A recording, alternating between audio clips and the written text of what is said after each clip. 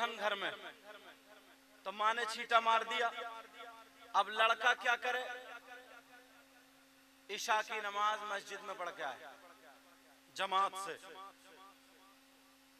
फिर मेहमानों को देखे, खाने की जरूरत है तो खाना, कपड़े लत्ते बिस्तर, जिस चीज की जरूरत है वो। और दुल्हन क्या करे?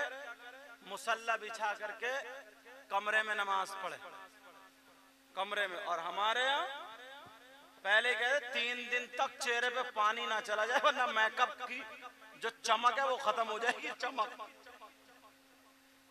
मगर वो जो कुरान पढ़ने वाली होगी, सैयदा फातिमा को चाहने वाली होगी, सैयदा फातिमा की ये बात उसे याद होगी।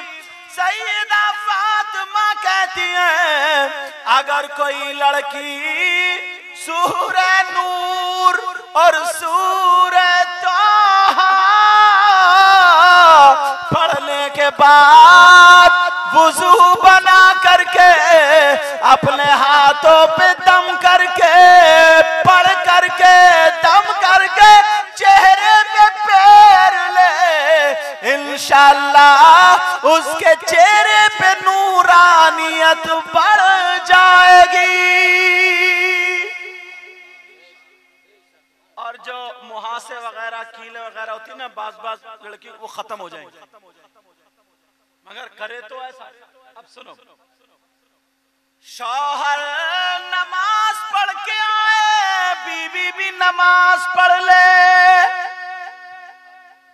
अब तमाम मेहमानों से फारिग होकर के शौहर अपनी बीवी के कमरे में जाए, और जैसे ही बीवी के कमरे में पहुंचे, बीवी पे नजर पड़े तो अस्सलामु अलैकुम व रहमतुल्लाह। और अगर बीवी की नजर पड़े तो वो सलाम शौहर को कर ले। शौहर आए तो बीवी उसका खड़े होकर के इस्तिकबाल करे। इमाम जाफर सादिक फरमाते हैं, अगर मियाँ बीवी एक दूसरे को देख करके मुस्कुरा जाए तो अल्लाह ताला जन्नत में उन दोनों के माँ बाप को 2-2 जोड़े अता फरमाएगा, 2-2 जोड़े अता फरमाएगा। हमारे यहाँ इस्लाम में क्या नहीं है? सब कुछ है, मगर तरीका भी तो अपना है। अल्लाह। और सुनो आगे, अब जब कमरे में पहुंचे, बाज इंसान तो अपनी बीवी को सलाम ही नहीं करता। करते हो सलाम? क्या गालियां बकता है, काम अपना नहीं चल रहा और बीवी को इतनी इतनी मोटी गाली। फ्रिज में पानी ठंडा नहीं हुआ और बीवी गाली सुन रही है। बाज तो बहुत ही बदतमीज है, आंगन में खड़े होकर गाली बकता, आंगन में, ताकि मोहल्ले वाले भी सुने। वो शौहर जो अपनी बीवी पे जुल्म करे, अपनी बीवी को सताए, गालियां बके, नाराज करे, तो उसका हश्र जालिम बादशाह के साथ होगा। किसके साथ होगा बोलो? जालिम बादशाह के साथ। जैसे हारून, कारून, नमरूद, फिरौन, शद्दाद, समझे? जालिम बादशाह के साथ। वरना याद रखना। अब पहुंचे कमरे में, जैसे ही गया तो 2 मुसल्ले बिछा लें। कितने मुसल्ले बोलो? शौहर का दाहिनी तरफ, बीबी का बाईं तरफ। शौहर का मुसल्ला 4 उंगल आगे और बीबी का मुसल्ला 4 उंगल पीछे। और आजकल तो बीबी के ही आगे चल लिया ना। अरे बोलते क्यों नहीं? डर क्यों रहे हो? अब शौहर का मुसल्ला 4 उंगल आगे और बीबी का पीछे। 4 रकात नमाज शुक्राने की अदा करे। ये वो बातें बता रहा हूं जो शादी के प्रोग्राम में ही बताई जा सकती, ताकि हमें पता चलना चाहिए। अब क्या करे बोलो? 4 रकात नमाज शुक्राने की, शौहर भी पढ़े, बीवी भी। और दोनों नमाज पढ़ने के बाद मुसल्ले पे आके बीवी को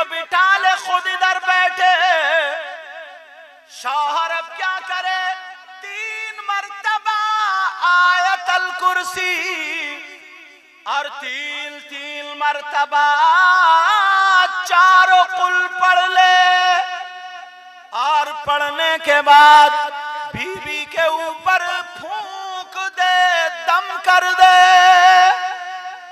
और फिर यहाँ के इस जगह के बालों की लट पकड़े, जैसे ये मेरे बाल है ना, ये एक लट हो गई, समझ में आ रही, पकड़े और पढ़ता जाए फल्लाहु खैरुन हाफिजा व हुवा अरहमुर राहिमीन, ऐसे घुमाता जाए और पढ़ता जाए। 11 मर्तबा पढ़ने के बाद बालों में गांठी लगा दे ऐसे करके और दम कर दे और फूंक दे। हजरत इमाम जाफर सादिक कहते हैं अगर पहली रात में किसी शौहर ने अपनी बीबी के पढ़ के दम कर दिया तो 12 साल तक उस बीबी की बंदिश हो गई। इंशाअल्लाह उस पे ना जादू असर करे, ना कोई आसेब का असर करे, ना कोई जिन्नात। और इमाम जाफर सादिक फरमाते हैं उसने नियत ये थी कि मैं नबी की सुन्नत अदा कर रहा हूँ, नबी की उम्मत बढ़ाने की नियत से शादी करे, उसको बीबी को वजीफे ज़ौजियत अदा करे। हजरत इमाम जाफर सादिक फरमाते हैं अगर इस रात में अल्लाह ताला ने बच्चे की उम्मीद अता फरमा दी तो पैदा होने वाला बच्चा या तो अल्लाह का वली होगा या फिर आलिम रब्बानी होगा। और अबुल्लैस कौन बोलो? अबुल्लैस समरकंदी, अबुल्लैस समरकंदी किताब में लिखते हैं, जिक्र अल ज़ाकिरीन किताब है, उसमें पढ़ना क्या लिखते हैं, अगर कोई इस नियत से शादी करे कि नबी की सुन्नत अदा कर रहा हूं और नबी की उम्मत बढ़ाऊंगा, समझे, और यही तरीका अपनाए जो मैंने बताया, बच्चा ओ बेटा पैदा होने वाला जो बच्चा दुनिया पर आएगा उसकी हर सांस के बदले उसके माँ बाप को 60 साल की इबादत का सवाब मिलेगा।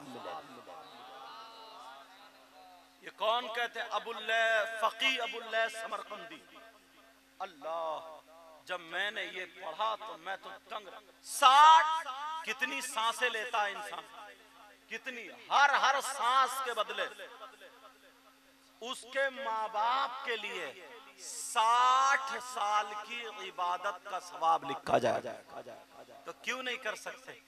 लेकिन करेगा वही जिसे, और जिसने भांगड़े ही बजाए हो तो उसे क्या पता चलेगा।